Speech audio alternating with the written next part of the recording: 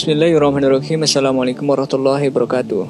Hati manusia adalah ibarat sebuah benteng. Setan sebagai musuh kita selalu ingin memasuki benteng tersebut. Setan senantiasa ingin memiliki dan menguasai benteng itu. Tidak mungkin benteng tersebut bisa terjaga selain adanya penjagaan yang ketat pada pintu-pintunya. Pintu-pintu ini tidak bisa terjaga kecuali jika seseorang mengetahui pintu-pintu tersebut. Setan tidak bisa terusir dari pintu ini kecuali jika seseorang mengetahui cara setan memasukinya. Cara setan untuk masuk dan apa saja pintu-pintu tadi adalah sifat seorang hamba dan jumlahnya sangatlah banyak. Berikut ini adalah pintu-pintu yang merupakan pintu terbesar yang setan biasa memasukinya. Semoga Allah memberikan kita pemahaman dalam permasalahan ini.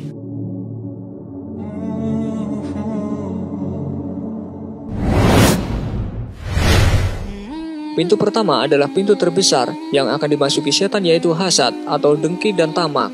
Jika seseorang begitu tamak pada sesuatu, ketamakan tersebut akan membutakan, membuat tuli dan menggelapkan cahaya kebenaran, sehingga orang seperti ini tidak lagi mengenal jalan masuknya setan. Begitu pula jika seseorang memiliki sifat hasad, setan akan menghiasi sesuatu seolah-olah menjadi baik, sehingga disukai oleh syahwat, padahal hal tersebut adalah sesuatu yang mungkar.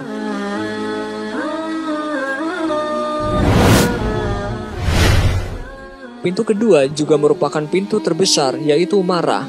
Ketahuilah, marah dapat merusak akal. Jika akal lemah, pada saat ini tentara setan akan melakukan serangan dan mereka akan menertawakan manusia. Jika kondisi kita seperti ini, maka minta perlindunganlah kepada Allah. Rasulullah SAW bersabda, jika seseorang marah, lalu dia mengatakan auzubillah, maka akan redamlah marahnya. Syekh Albani mengatakan bahwa hadis ini sahih.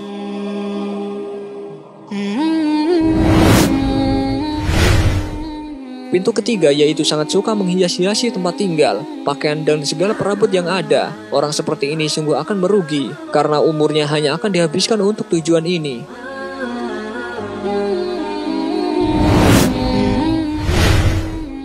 Pintu keempat yaitu kenyang karena telah menyantap banyak makanan. Keadaan seperti ini akan menguatkan syahwat dan melemahkan untuk melakukan ketaatan pada Allah. Kerugian lainnya akan dia dapatkan di akhirat. Sebagaimana dalam hadis berikut ini, sesungguhnya orang yang lebih sering kenyang di dunia, dialah yang akan sering lapar di hari kiamat nanti. Hadis riwayat Tirmidzi.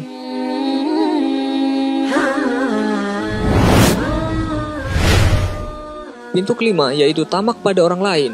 Jika seseorang memiliki sifat seperti ini, maka dia akan berlebih-lebihan memuji orang tersebut, padahal orang itu tidak memiliki sifat seperti yang ada pada pujiannya. Akhirnya dia akan mencari muka di hadapannya, tidak mau memerintahkan orang yang disanjung tadi pada kebajikan, dan tidak mau melarangnya dari kemungkaran.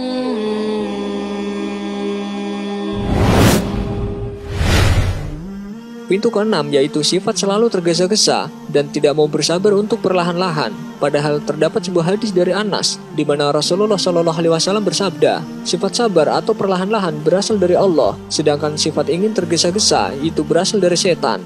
Hadis ini diriwayatkan oleh Abu Ya'la dalam Musnadnya dan Baihaqi dalam Sunatul Kubro. Syekh Albani dalam Al-Jami' As-Shaghir mengatakan bahwa hadis ini hasan.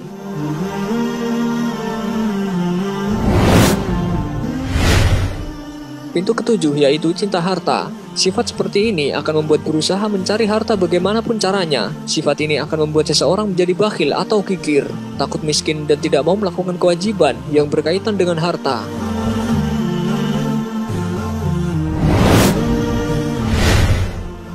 Pintu kedelapan yaitu mengajak orang awam supaya ta'asyub atau fanatik pada mazhab atau golongan tertentu, tidak mau beramal selain yang diajarkan dalam mazhab atau golongannya.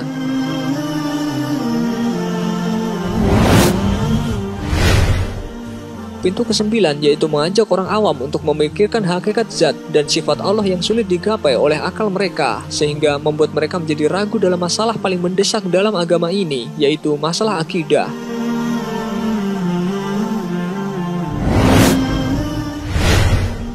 Pintu ke-10 yaitu selalu berburuk sangka terhadap muslim lainnya. Jika seseorang selalu berburuk sangka pada muslim lainnya, pasti dia akan selalu merendahkannya dan selalu merasa lebih baik darinya. Seharusnya seorang mukmin selalu mencari ujur dari saudaranya, berbeda dengan orang munafik yang selalu mencari-cari aib orang lain. Semoga kita dapat mengetahui pintu-pintu ini dan semoga kita diberi taufik oleh Allah untuk menjauhinya.